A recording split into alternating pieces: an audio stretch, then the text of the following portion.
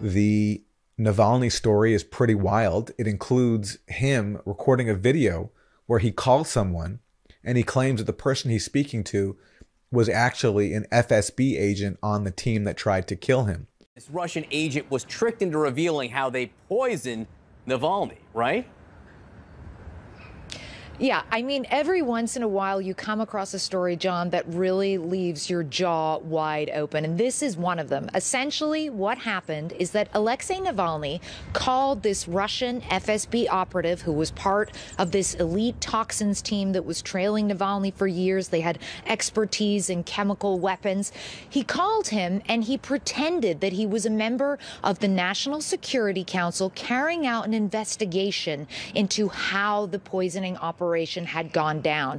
And quite frankly, shockingly, the operative who he spoke to, Konstantin Kudrytsev, who himself graduated from the University of Russian Academy of Chemical Defense, he actually spills the beans to Navalny. He falls for it. If he had flown a little longer and perhaps would not have landed so quickly and all, perhaps it would have all gone differently. That is, had it not been for the prompt assistance of doctors or ambulances on the landing strip and so on. The plane landed after 40 minutes.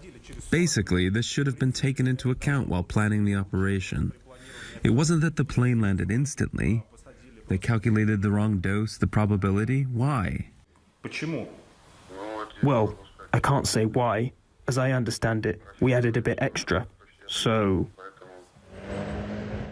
I mean, just chilling words, John. We added a bit extra. Well, despite that added dose, Alexei Navalny is still alive. And boy, does this conversation punch a giant hole in the Kremlin's narrative. Now, it's important to stress that while the video looks real and he's speaking to someone on a phone, we, of course, have no way to independently verify whether the person that Navalny is speaking to on the video really is who Navalny says he is, because it could be staged, or Navalny could be being played by someone who set up the video. And on that front, the video was made with Bellingcat, which is, as we've talked about a lot here at the Grayzone, Bellingcat is essentially a state outlet. It is funded by NATO member states, including the US and UK.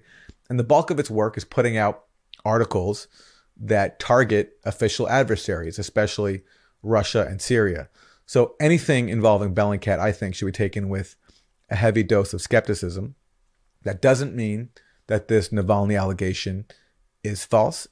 It could be true. If the FSB tried to poison him, it could be a very thuggish way to send a message to people who have been accused of collaborating with the West, as Navalny has. That, to me, would be the most plausible explanation if really the FSB was guilty of poisoning Navalny. But of course we don't know. All we can do is look at the facts in front of us. One more thing I'll just say about Bellingcat is that if you follow the Grayzone, you know that we recently exposed Bellingcat for taking part in a hoax, an attempt to discredit one of the OPCW whistleblowers.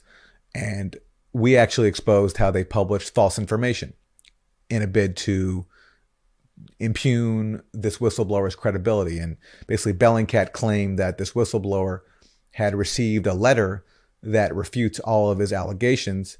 But as we showed, this whistleblower, Dr. Brendan Whelan at the of the OPCW, never got the letter that Bellingcat claims he got. And the letter that Bellingcat claims was sent contained a bunch of ludicrous claims that were easily disproven. And we'll link to that article below if you want to read it. The point is, there are ample reasons to be skeptical of anything involving Bellingcat.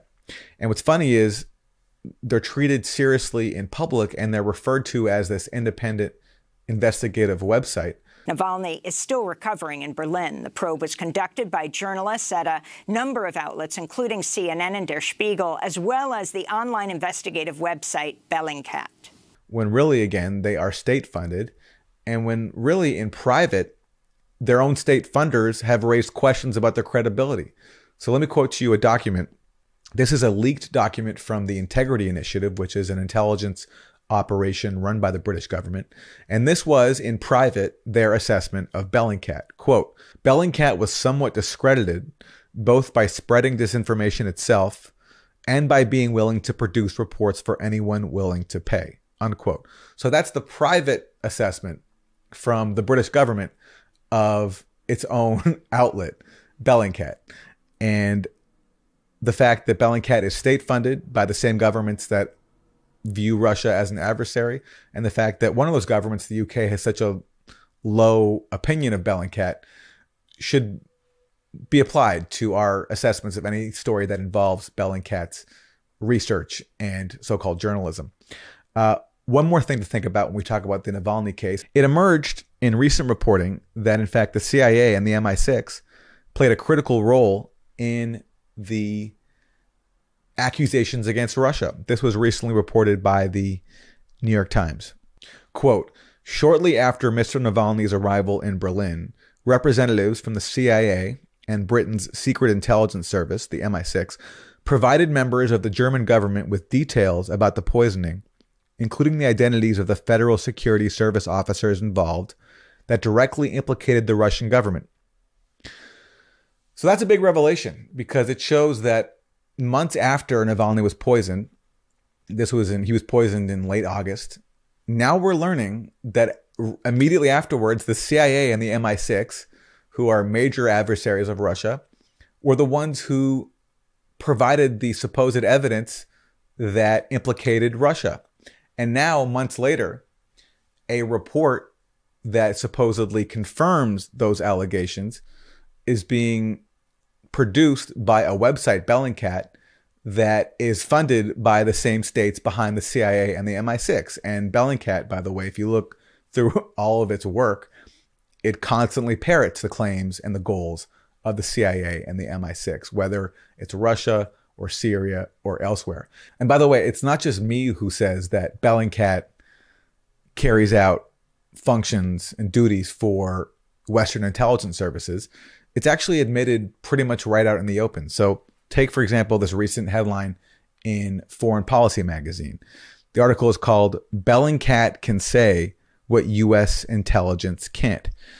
And let me quote some of the officials that it cites. The former deputy chief of operations for Europe and Eurasia said, quote, "I don't want to be too dramatic, but we love this," referring to Bellingcat's latest investigation about Navalny. He goes on to say, "Whenever we had to talk to our liaison partners about it, instead of trying to have things cleared or worry about classification issues, you could just reference their work." So if you're an intelligence service, Bellingcat is this beautiful way to get around classification issues. Instead of declassifying stuff yourself, you farm out the task to a supposed independent investigative website, and they publish it for you. It works out great. Let me quote you someone else. Daniel Hoffman, the former CIA chief of station in Russia. "The Russians routinely deny and say, well, present us the facts. The greatest value of Bellingcat is that we can then go to the Russians and then say, there you go."